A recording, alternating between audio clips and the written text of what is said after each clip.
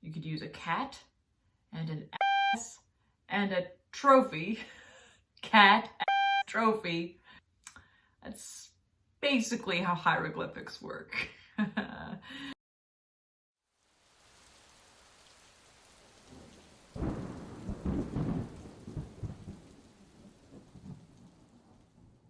Hello world, and welcome to my channel, where I share my writing journey, talk about books, and even, on occasion, shake things up.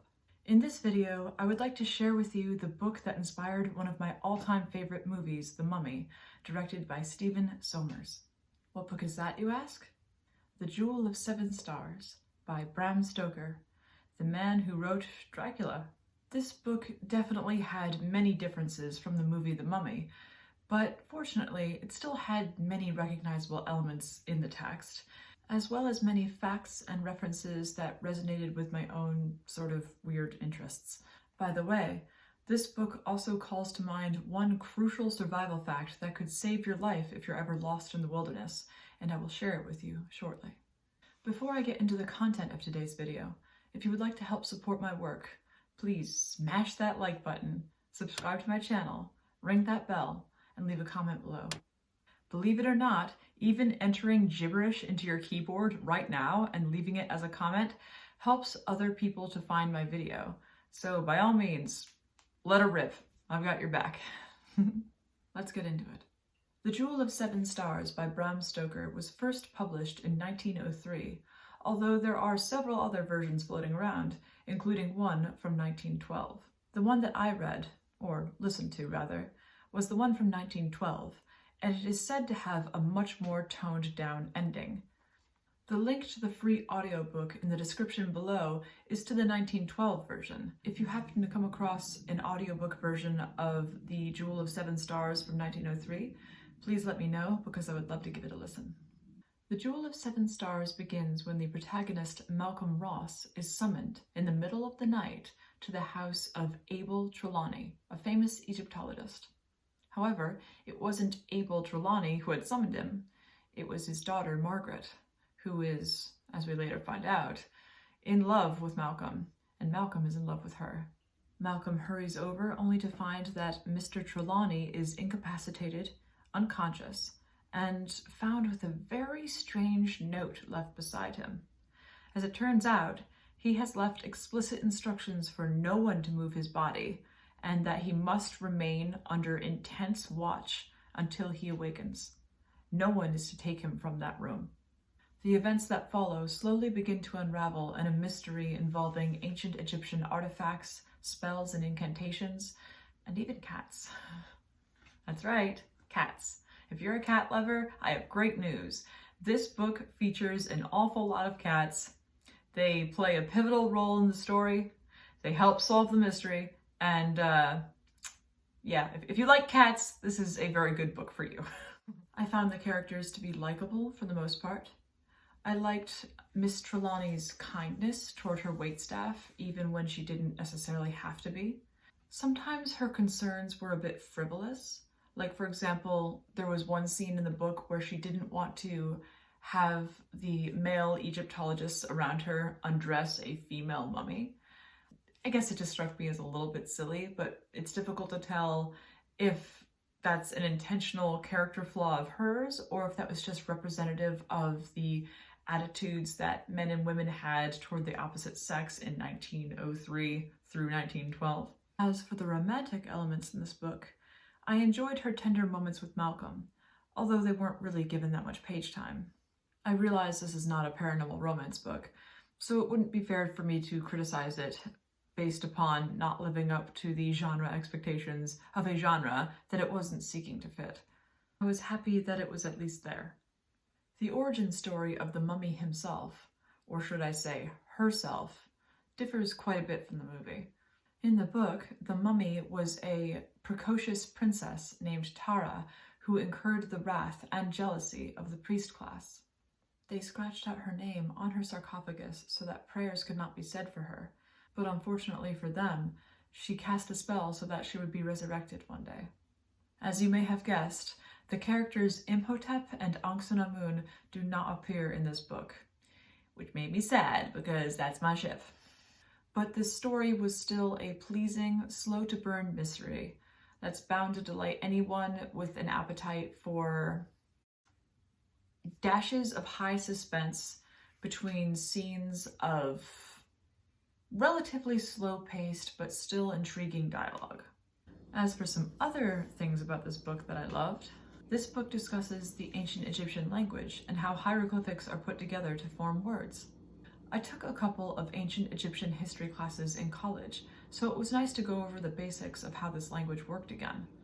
This book scratches the surface of the rebus principle, which is basically the rule you follow for sounding out hieroglyphics. Basically, when you see an image, like that of a cat, for instance, the text is not actually referring to a cat. It's referring to the sound that you should make to build the particular word that you're trying to say. So like, if you were trying to say the word catastrophe, you could use a cat and a trophy, cat, trophy, and that would be in accordance with the rebus principle. That's basically how hieroglyphics work. I hope nobody who knows what they're actually talking about sees this video. Another random reference that I liked within this book was the mention of kukri knives. I want one.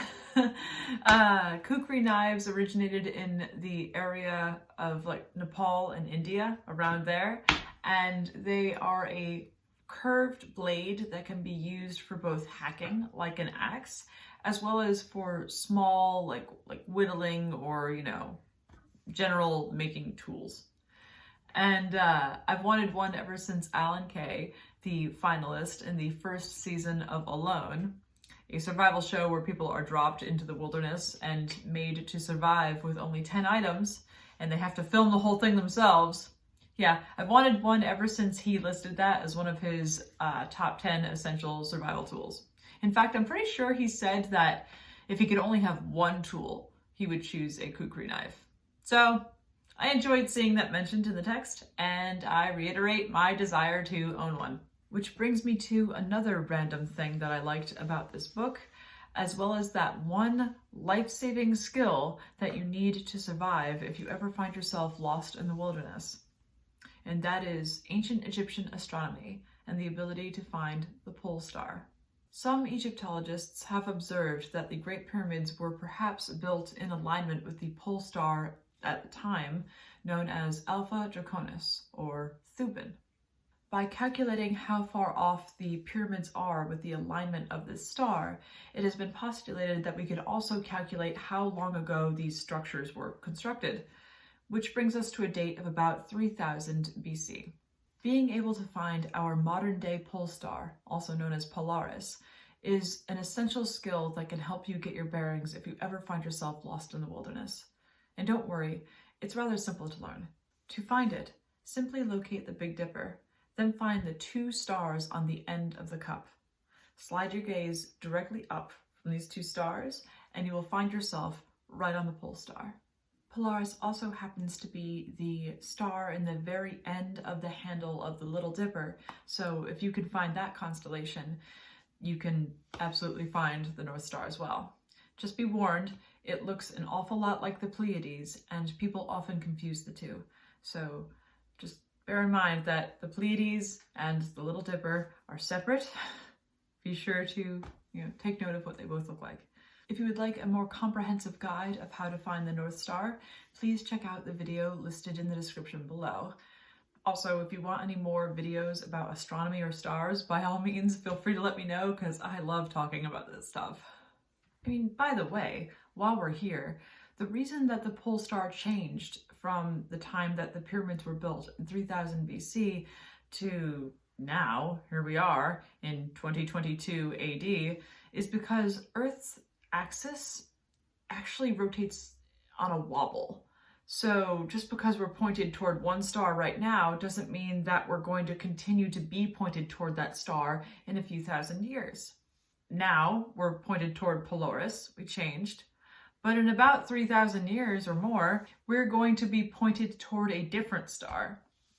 We're going to be pointed toward Gamma Cephei, I think. Gamma Cephei, hold on, I have the internet, hold on. Yes, Gamma Cephei, thank you. And so make sure you mark your Google Calendar for that. This book also contains references to Prometheus Unbound by Percy Shelley, which was a nice reminder from Bram Stoker that I need to update my TBR because I have not read that one yet. So thanks, Bram. Appreciate you. This book also provided me with a valuable opportunity to learn a bit more about art history. He references Praxiteles, the 4th century Greek sculptor who was the first to sculpt a naked female form. So that's awesome. I thought that was awesome.